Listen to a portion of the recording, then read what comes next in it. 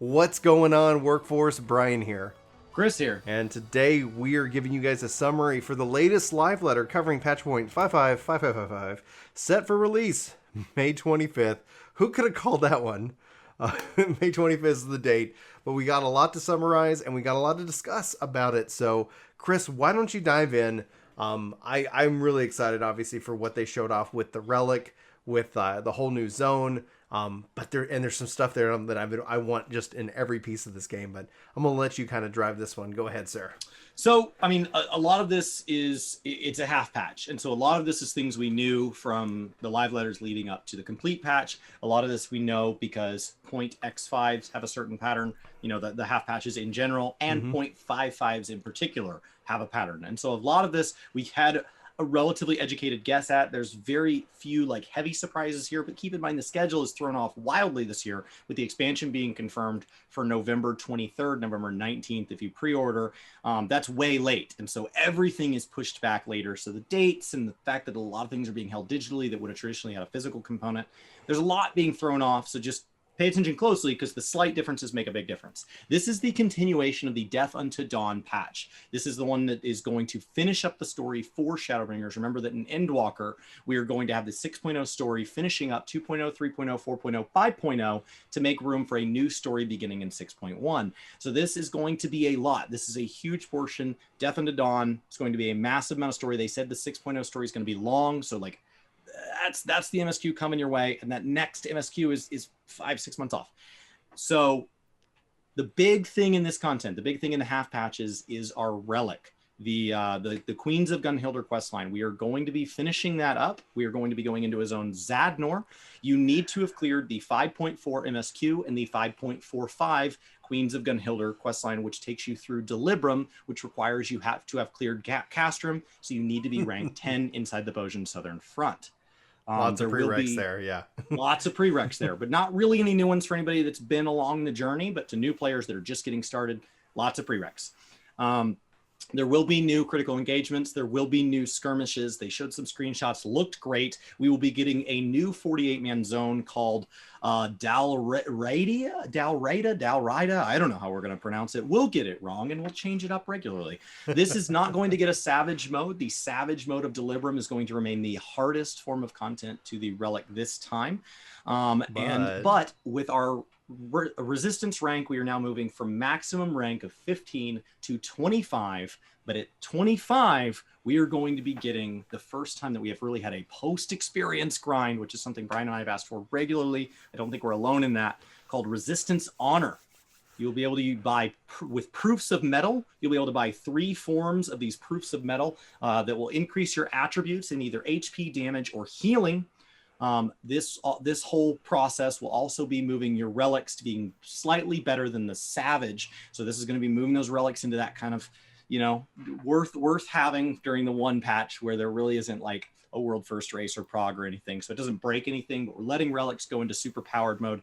The first relic, keep in mind during the last live, they said the first relic of this patch is going to be a grind. Think of that 36 raid step that we've already done. Every subsequent relic for people that want to get 2, 3, 4, 18 relics, that's, or how many there are in the game, that'll be easier after you get that first one done.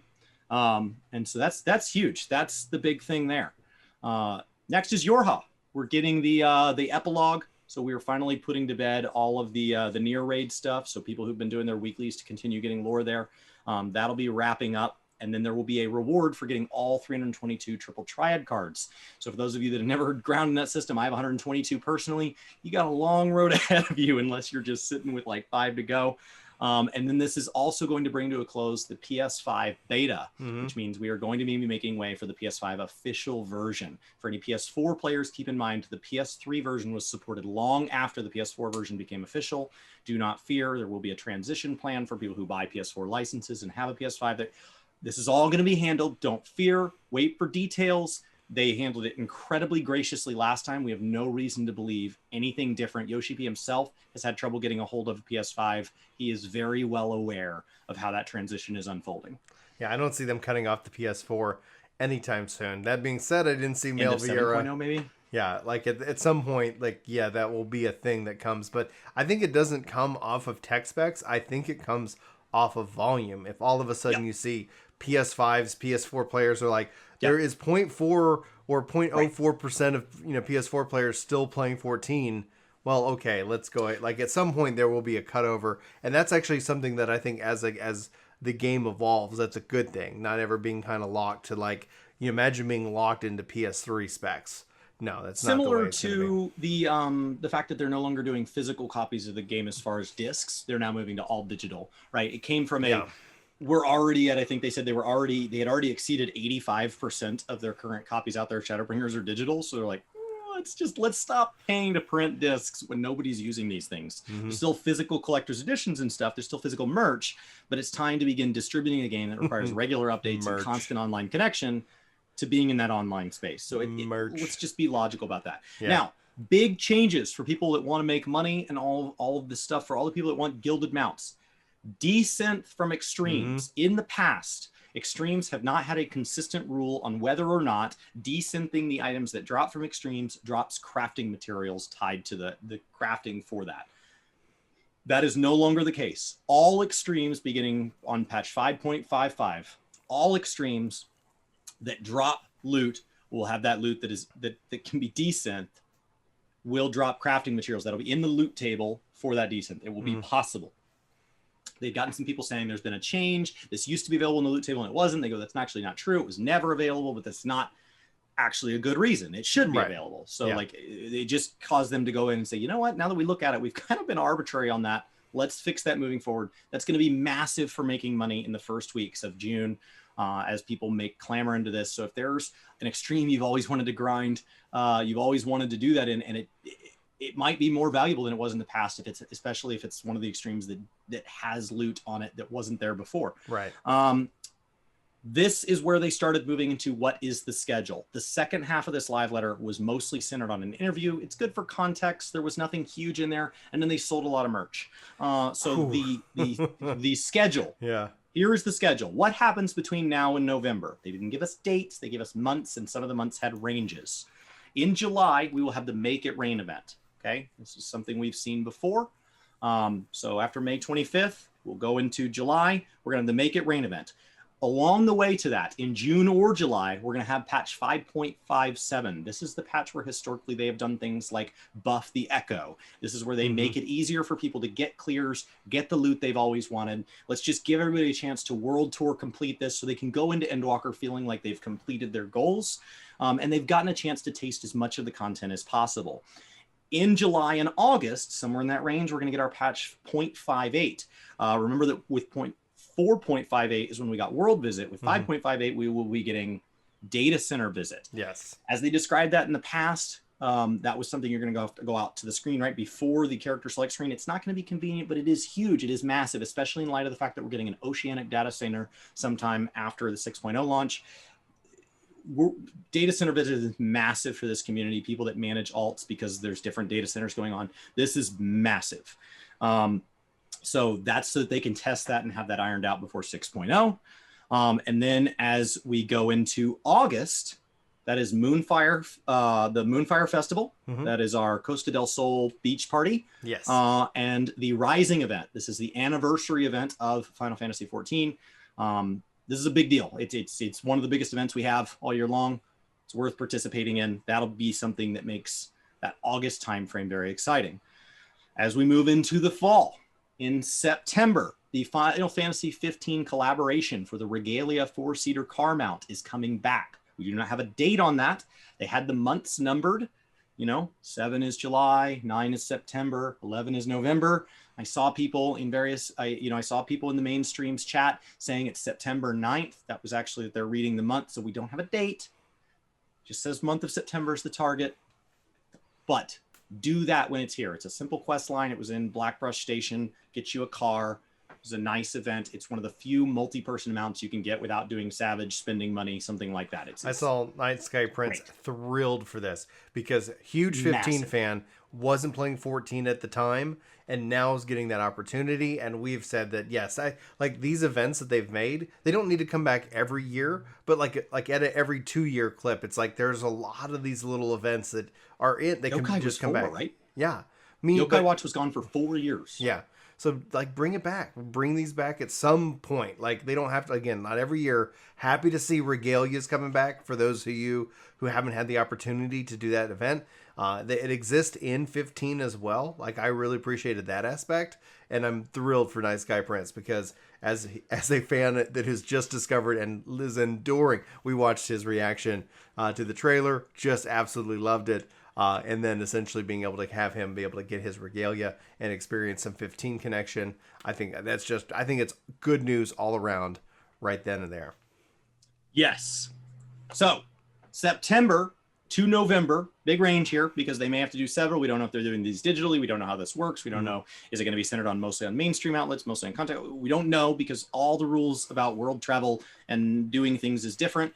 And just to make it, I'll make it clear in a second how it'll be handled from our end, will be the media tour. The media tour is where the elusive job action trailer came from. So all these people that expected on day 2 of FanFest to get a job action trailer and see all the other jobs, in the day 1 interview with the actor, Yoshi P said the phrase, the devs have not finished naming the abilities for all of the job changes. They haven't even finalized the names. The abilities are probably all there. They've worked on all that, but they have not finalized and nailed down the final names. They're not ready to reveal those. The media tour is where we get more of that glimpse into what's happening to your job and why you should be upset about it.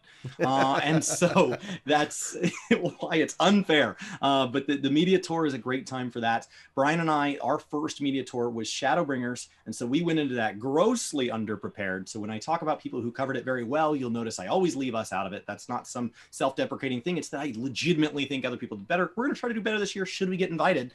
But as far as just saying this for content creators, this is the sort of event that is heavily NDA'd. So if your favorite content creator is invited, they may not disclose that, which means right now they know nothing about the media tour. If they get invited, they will say nothing. So either they are saying nothing because they don't know, or they're saying something because they can't. So you will hear nothing until the embargo date comes up, which last time was synced with an event where they were ready to reveal all that stuff. And we all had to watch a live letter quietly going, I can't comment. And then they'd say something, I knew that. They'd say something, I knew that. And so that was really exciting. But like it's going to be a weird timeline for anybody that hasn't gone through this and everybody who's hasn't quite remembered how things were 2 years ago. That's why we don't have that job action trailer. It was not yet. That's a month or 2 months out from an expansion, perfectly on time. That will get us into November. So that's most likely in that October-ish timeframe. November is when we are getting our expansion. If you pre-order the expansion, if you're paying for subscription time in this game, you should. That's going to let you in on November 19th. November 23rd will be when it has its worldwide release and invites players in. Along the way, it would not shock me if we see sales on the complete edition to get people who are coming out of the free trial and won't have a copy of Shadowbringers to play. All of that will be going. Let me talk to new players real quick on that though.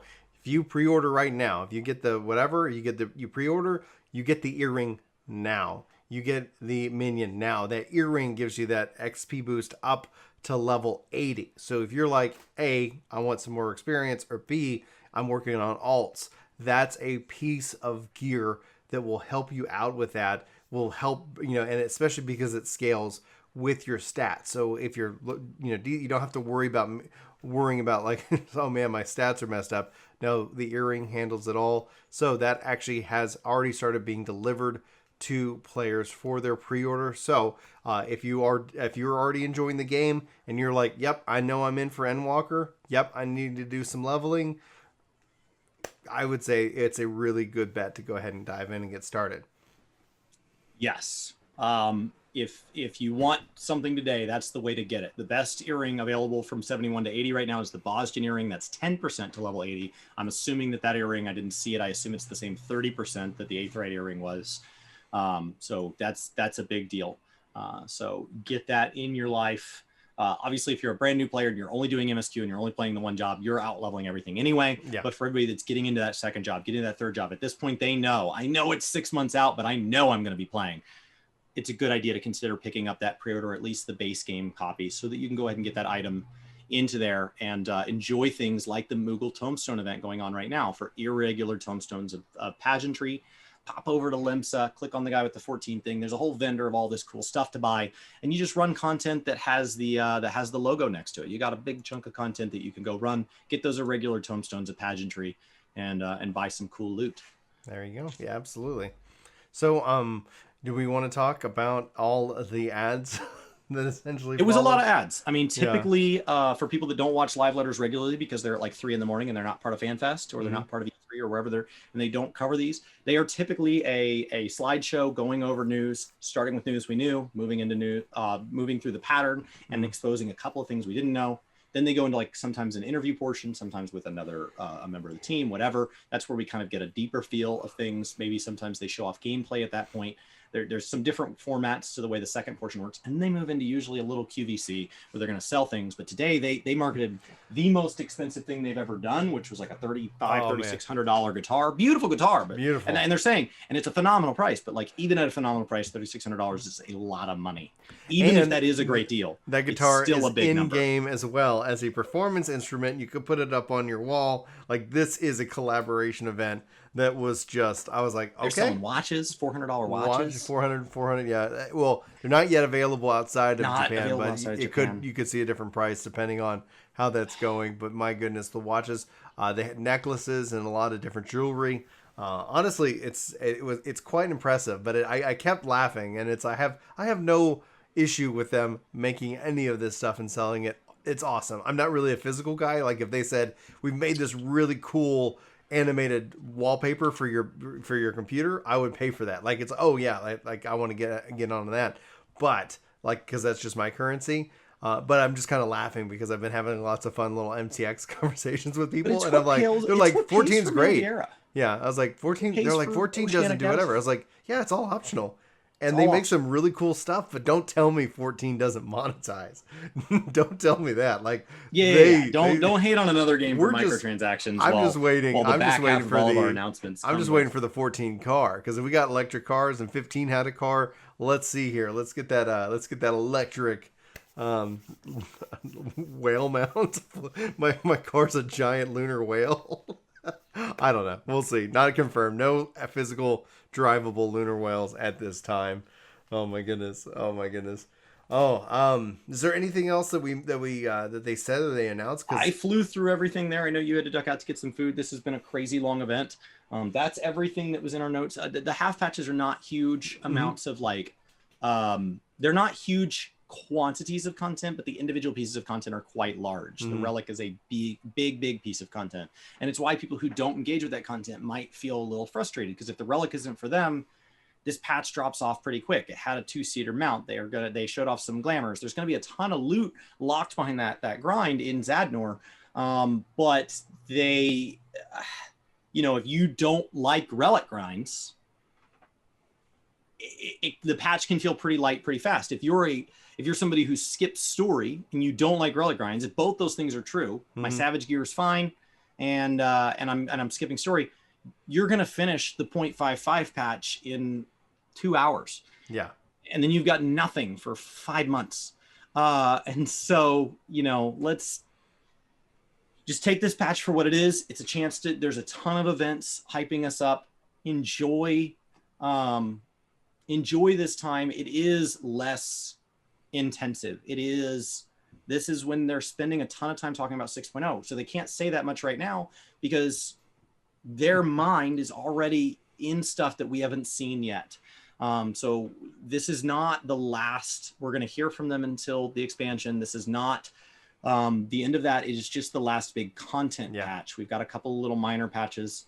It's a great time. Remember, the 6.0 story is going to wrap stuff up. So if there is a raid series you have never done, if there is a job quest you have not finished, if there is any lore in this game that you want in your head going into that, the interview said that you can enjoy the game however it wants. I don't want to say there's a theme for the expansion, because if you're enjoying it, that's correct. We are writing this so it can be enjoyed no matter how little you know about the lore. But this is the finale. So if there is any deeper experience to be had, if there is any secret hidden thing, any tribute to wrap something up, the more you know, the more you're going to find inside of Endwalker. The further That you is go. what's making this unique. So it is a finale. So spend this 5 months and go get involved in any part of the game you've missed up to this point, because 6.1 is going to begin something brand new. Also, if you want to see something cool, Asmongold actually reacted to one of Chris's videos. So if you're still here, be sure to go check that out. We'll try to include a link, or we even had Chris reacting to Asmongold reacting to Chris. So it's been a crazy day. And as we wrap up, I want to thank to everybody who's been hanging out, supporting us over on Twitch throughout this entire epic fan fest. Global just cheering. Leland cheered a little bit ago in this video. A lot of new follows, so welcome to everybody following over on Twitch. Hopefully you've been having a fun and fantastic time.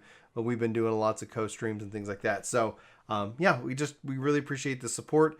We can't do this without you. Chris lost out on 2 houses, like while we were just During stream. So it's like there will be a guaranteed housing savage stream on Monday. Yeah, for anybody watching this that is wondering why there was not a lot of content creator coverage live of the event, Square Enix officially stated that they didn't want anybody covering anything after the keynote. The only logical reason in my head, they didn't give a lot of clarity. I wish they had. I reacted to day one over on Gaming Kinda, and there is an amount of disappointment in the fact that we just didn't really hear a lot.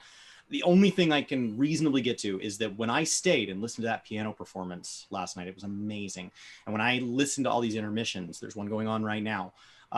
That's all got a ton of music in it, and it's got a ton of things in it that would likely get you struck for DMCA. So I think it has to have been done. We have to do something to protect these people, these content creators, from getting struck. We could set out rules and guidelines, and if they broke it, they'd get struck, and then we'd have to, but it's easier to just say, don't do it. Don't stream it. And so for people that have been kind of frustrated with the way that we've had to do these kind of dual streams where we link to a website that'll have the official stream and our stream next to each other, and you can hear my commentary and it at the same time through their stream and ours. And I know it's a mess. I know it's frustrating. They're making the best of a bad situation, and they tried to give us something we haven't historically gotten from Digital FanFest in the past. They're giving us those musical performances that they're not going to be able to do VODs of. They're not going to be, they don't have the rights to let other people broadcast. But in trade for that, while I don't like it, while I don't have to feel good about it, I do understand why that's come with restrictions. That my only regret is that they weren't better communicated on the front end. But like, even if there's 3 things I feel negative about FanFest and 3 things I'm super excited about, the things I'm excited about are way bigger. When you weight those appropriately for what they mean long-term for this game, this is a phenomenal weekend with a lot of great news. Let's get into this patch. It's going to be absolutely incredible. Chat's kind of going crazy right now. Thank you guys so much for the gifts. We'll wrap up with that. Global Soro, aka giving a gifted tier sub. Zace also following up with another gifted tier sub to the community. Thank you guys so much for your amazing support. We're going to wrap up this video and get it posted over to YouTube. Right now, the Glamour to Life event is going on as we're recording this. Afterwards, there's going to be a Q&A, plus plenty of other information and content we'll be bringing you guys here over on Work to Game YouTube. Be sure to hit that subscribe. We just crossed over 65,000 subs. Thanks to each and every one of you. Our next one, I guess our next goal for who knows whenever, is to get to 100K on YouTube. So if you guys are new or you find that you like this content, share it out with a friend. That is the best way that you can help the channel grow. So for Work to Game, my name is Brian. My name's Chris. Thanks so much for watching. Hopefully you have a fantastic day, and we hope to see you next time. But until then, take care.